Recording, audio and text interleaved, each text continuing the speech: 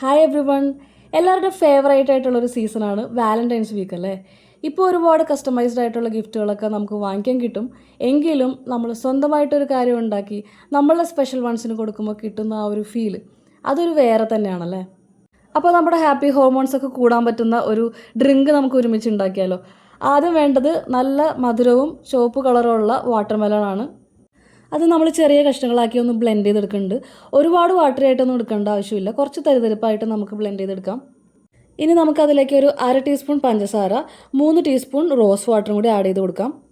Rose flavour നല്ല റിഫ്രഷിങ്ങും സൂതിങ്ങും ആണ്. അതേപോലെ തന്നെ നമ്മളുടെ മൂഡ് ഇൻസ്റ്റൻ്റ് ആയിട്ടൊന്ന് എൻഹാൻസ് ചെയ്ത് കൊടുക്കുകയും ചെയ്യും. നമ്മുടെ വാട്ടർമെലൺ പൾപ്പിന് ഒരു 3/4 സെർവിങ് ഗ്ലാസ്സിലേക്ക് മാറ്റാം. അതിന് മീതെ നമ്മൾ കുറച്ച് ഐസ് ക്യൂബ്സ് ആഡ് ചെയ്യുന്നു. ഇനി ഒരു ലെയർ മിൽക്ക് മെയ്ഡും നമുക്കതിലേക്ക് ചേർക്കാം. ഫൈനലി ഒരു സ്കൂപ്പ് വെനില ഐസ്ക്രീം കൂടെ നമുക്കിതിലേക്ക് ടോപ്പ് ചെയ്ത് കൊടുക്കാം. ഇനി കുറച്ച് ചോപ്പ് ചെയ്ത റോസ് പെറ്റൽസ് കൊണ്ട് ഞാനിതൊന്ന് ഗാർണിഷ് ചെയ്ത് കൊടുക്കുന്നുണ്ട്. നമ്മുടെ ഡ്രിങ്കിൻ്റെ മേക്കിംഗ് ഇപ്പോൾ കംപ്ലീറ്റ് ആയി. വളരെ സിമ്പിൾ അല്ലേ, പക്ഷേ ഇത് കാണുമ്പോഴും കഴിക്കുമ്പോഴും തന്നെ ഭയങ്കര സാറ്റിസ്ഫൈയിങ് ആണ് കേട്ടോ. അപ്പോൾ ഇത് നിങ്ങൾ ഏറ്റവും പ്രിയപ്പെട്ട ആൾക്ക് ഉണ്ടാക്കി കൊടുക്കും എന്ന് ഞാൻ വിചാരിക്കുന്നു.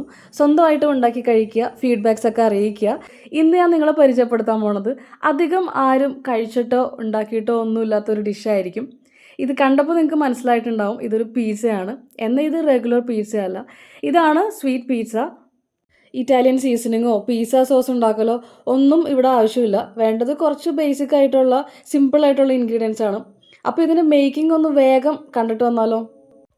ഇളം ചൂടുവെള്ളത്തിൽ പഞ്ചസാര, ഈസ്റ്റ് ഇതൊന്ന് അലിയിച്ചെടുക്കാം. എന്നിട്ട് അതൊന്ന് 5 മിനിറ്റ് റെസ്റ്റ് ചെയ്യാൻ മാറ്റി വയ്ക്കാം. ഈസ്റ്റ് ഇതുപോലെ പതഞ്ഞ് വന്നാൽ അത് നല്ല ആക്റ്റീവ് ആണെന്നാണ് അർത്ഥം. ഇത് ഡ്രൈ ഇൻഗ്രീഡിയൻസ് ആയിട്ട് മിക്സ് ചെയ്യാം. ഡ്രൈ ഇൻഗ്രീഡിയൻസിലുള്ളത് മൈദയും ബേക്കിംഗ് പൗഡറാണ്. അതിലേക്ക് ഈ ഈസ്റ്റിൻ്റെ മിക്സും കൂടെ ഒഴിച്ച് നന്നായിട്ട് കുഴച്ച് കുറച്ച് ഓയിലൊന്ന് തടവി കുറച്ച് നേരം പൊങ്ങാൻ വേണ്ടി വെക്കാം. മാവിപ്പോൾ ഡബിൾ സൈസ് ആയിട്ടുണ്ടാവും. ഇനി ഇതിൽ നിന്ന് ആവശ്യമുള്ള മാവെടുത്ത് ഒരു അടികട്ടിയുള്ള ഗ്രീസ് ചെയ്ത പാനിലേക്ക് മാറ്റി പിസ്സ ഷേപ്പിൽ പരത്തിയെടുക്കാം. അടുത്തത് ലെയറിംഗ് ആണ് കേട്ടോ. ഗ്രേറ്റ് ചെയ്ത milk chocolate, mozzarella cheese, Oreo ബിസ്ക്കറ്റിൻ്റെ പീസസ്, റോസ് പെറ്റൽസ്, ഇതൊക്കെയാണ് ലെയർ ചെയ്ത് കൊടുക്കുന്നത്. അടുത്തത് ബേക്കിംഗ് ആണ്. ബേക്കിംഗ് കുറച്ച് റിസ്കി ആയിരുന്നു കേട്ടോ, കാരണം ട്രഡീഷണൽ ബേക്കിംഗ് രീതികളൊന്നും അല്ല പരീക്ഷിച്ചത്.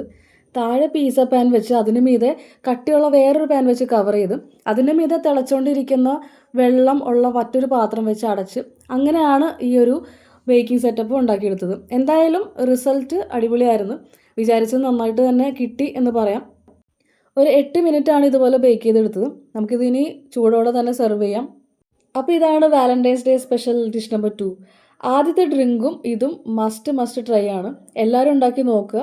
അതിനു വേണ്ടിയിട്ടാണ് നേരത്തെ ഉണ്ടാക്കി പോസ്റ്റ് ചെയ്യണത്. ഇതുവരെയുള്ള എല്ലാ സപ്പോർട്ടിനും thank you so much. Love you all.